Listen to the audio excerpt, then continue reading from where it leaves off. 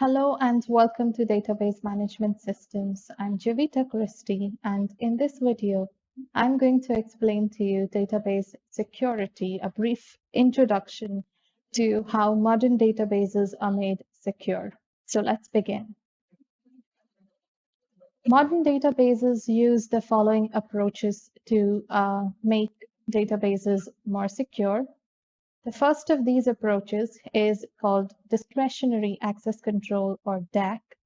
The second approach is called Mandatory Access Control, or MAC, and the third approach is called Role-Based Access Control, or RBAC. Let's take a look at Discretionary Access Control first, which is the most commonly used security approach in modern databases. Here there is a user, and the user is given access to different files, and the user can access only those files which are allowed. And there are different types of accesses also, which we are going to see later. But this is the most commonly used approach because it's very fast and it does not provide a lot of security, but it's enough for our day-to-day usage. So this is the approach, a very simple approach where a user is given access to certain files, and so he or she can access only those certain files. Let's see what are the different types of accesses which can be provided for discretionary access control. So the different access modes are, the first one is the simple read mode. So this is where the user can only read different things from the file. Then there's the write mode, where the user can only write something into the file. And then we have the execute mode. So if you have a .exe file and you allow the user to have an execute access on that file, then the user can run that file. Then the user has the delete access mode. Delete access mode allows the user to delete the file if he so wishes to do so. And then we have the null mode. The null mode means there is no access mode given. That means the user has no rights over that particular file. And then we have the control mode. This means the user can control that particular object or file completely. And finally, we have the control with passing ability. This means the user not only has complete control over the object, the user also has the right to pass this control on to someone else. That is what control with passing ability means. Now, to handle all these modes, there are different tables created, which are known as access control matrix, and we are going to see that now. So what you see here is called the access control matrix. The access control matrix actually shows you which user has access to which file and with what type of mode. So you can see some places it's written RW. RW means read and write. Then there is just C. C means control. Then there is CP. CP means control with passing ability. And that's how this type of a matrix is created. And you can see on the left-hand side, there are different types of users. Those are the names of the users. And on the topmost row, you can see different types of objects. These are different files available for access in the database. And you can see next to Kim over here, it is written RW. So RW is written under Kim's file, which means Kim has a right to read and write into Kim's file. And this is how this type of a table is created. If you see MGR, which stands for manager, which is right here, you can see that in this case, manager is having CP on 2 files and then C on 3 files. So that means manager has control with passing ability on Kim's file and Don's file, and he has control over the remaining files.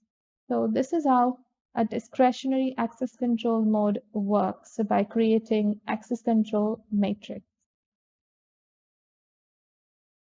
Okay, now let's take a look at the mandatory access control. The mandatory access control works also on the principles, the same principles of discretionary access controls, but the access is given in a slightly different manner.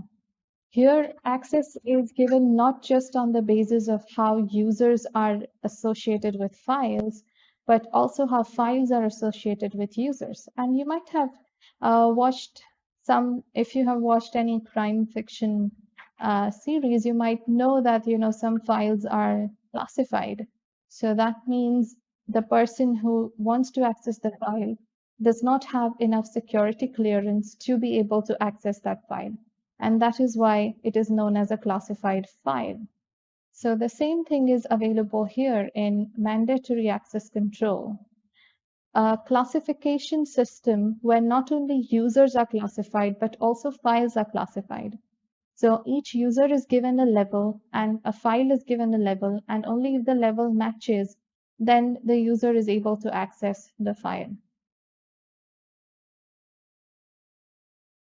You can see here users are divided into all these types of levels. So there's a level 1 user, level 2 user, level 3 user. And just like that, files are also divided into levels. So there's a level 1 file, 2 file, level 3 file. So only if the user is at level 1, he can access all the files which are from level 1 to 3. And the same way, if user is on level 2, he can access every file on level 2 and below. So this is how mandatory access control works. And before I go to role-based access control, let me tell you when mandatory access control is used. Mandatory access control is used mostly in military applications where security is a priority. But it also slows up the process because there's so much security given that you need to match every user with every file, and that's why accessing those files is slightly slower than discretionary access control. Now let's go to role-based access control. Role-based access control is done in the same way as discretionary access control with very few differences. So first of all, here, individual users are assigned to different roles. For example, user is an employee, or user is a manager, or user is a sub-manager, or something of that sort. Then roles are also centrally managed by the administrator. So the database administrator decides which role to assign to which person. And then security groups are created for each role. So for example, if a person is just a simple employee or a clerk, then there is a group of clerks created, and then this security group is given certain accesses to certain files. And as you can see, each user is added to some particular security group. And also, this is known as non-discretionary access control because there is no discretion. Every user is allowed the same kind of access as the people that he or she is in a group with. So if you are grouped as a clerk, then whatever access is given to all types of clerks is also given to you. So this in a way helps you because you don't have to create a matrix where you have to add each and every user. You can just add each and every security group, and you can assign files. You can decide which files can be accessed by a person in that particular security group. So this is how role-based access control works in DBMS. Although we have all these approaches for providing security, we cannot protect the system against malicious SQL commands because every user is allowed to write SQL commands. And while writing these commands, they might try to write a command in such a way that it harms the system. So in order to protect against such activities, we use intrusion detection. So this is something that comes with your software, which is called intrusion detection. What intrusion detection does is, first of all, it logs all malicious activity in the database. So whenever it finds that some activity is happening which shouldn't be happening, then it creates a log of such activities in the database, and immediately notifies the administrator so that the administrator can take some action against this type of an activity. And intrusion detection could be an external hardware, or it could be also a software. It audits all the system files and configuration. So it doesn't just take care of the database, but it also takes care of your operating system and all the files within your system in order to protect them against any attack from the database. It also analyzes the attack patterns. So if there is a specific pattern of attacks, then this pattern is also analyzed by intrusion detection software or hardware. And it also monitors user and system activities. So not just users' activities are monitored, but also systems activities are monitored in order to make sure that there is no malfunction or behavior that is not common. There are different models of intrusion detection. The first one is called misuse detection. So this is the model where the intrusion detection software or hardware tries to check whether all the activities that are occurring are violating any of the system parameters. If anything within the system, any of the rules are violated, then immediately intrusion detection would maybe sound an alarm or inform the administrator. The second type of intrusion detection model is known as anomaly detection. So anomaly detection is where the intrusion detection software or hardware is constantly on the lookout for some sort of a behavior that is abnormal to the system. So whenever any type of behavior that is not normal or common or that usually happens is occurring, then immediately the intrusion detection system catches it and logs it into the system. Now next, let's study SQL injection. SQL injection is one of the most common techniques of infecting the database, and let's see what is an SQL injection and how it is done.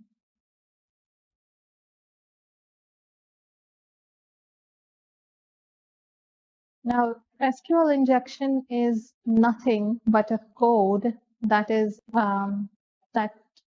injected into your database in order to destroy it. So that is what SQL injection is. It's nothing but a simple code that is passed into the database and that could affect or harm your database.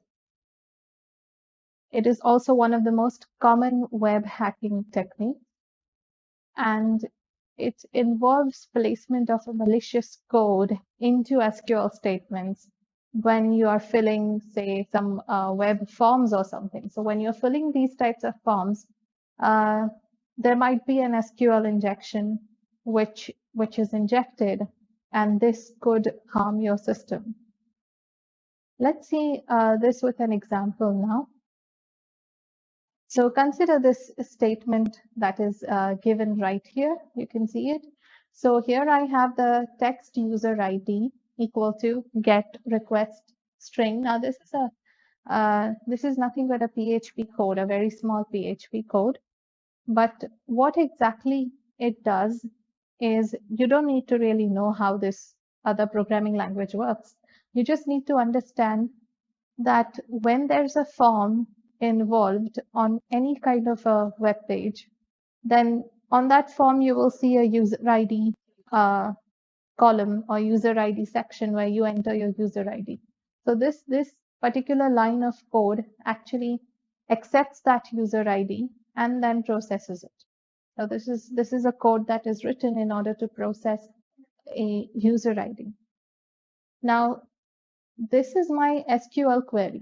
So I have written select star from users where user ID is equal to. Now you can see that the variable I've used here is the same variable that I used here in order to get that particular user ID, which the user has entered into the form. Now, afterwards, just try to understand what if the user tries to enter this type of detail. Now you see the user ID entered is 105, but after that there is a statement written which is OR, and then it's written 1 equal to 1. Now what happens exactly is this 105 or 1 equal to 1, it gets stored in the text user ID. And then from the text user ID, it gets stored in the SQL query, which is right here. So your SQL query that's going to run will look something like this. You can see. So it's going to be select star from users where user ID equal to 105 or 1 equal to 1. Now, consider this for a minute. Just for a moment, think about what this query can produce. First of all, we are trying to do select star. So that means we are going to get everything from our table, which is users. And then the condition applied is user ID equal to 105. Now this 105, user ID equal to 105 may or may not match any of the rows. But the next condition given is OR. So when I'm saying OR 1 equal to 1, 1 equal to 1 is always true. So whenever I enter this type of a condition that says 1 equal to 1, then this query will always result in giving me all the rows, because 1 equal to 1 is true. It doesn't matter what row it is. So when we write it like this, then this query will produce all the rows of the user column, of the user's table. And now you might think that that's okay. What difference does that make? But think of the users table. What if it contains the user IDs and the passwords of all the users? Then the person who has filled the form in this manner will be able to get access to this entire table of user IDs and passwords, and that is how hacking can be done. So SQL injection is one of the most common techniques of performing hacking, and the solution to this is not using this type of a variable directly into an SQL statement. Maybe you need to process it or something in order to process, in the sense maybe use some regular expressions in order to make sure that this user ID is actually a user ID and not some part of an SQL statement. That's the only way you can prevent any harm being done through the SQL injection. So that's it for this video, and I'll see you in the next one. Thank you for watching.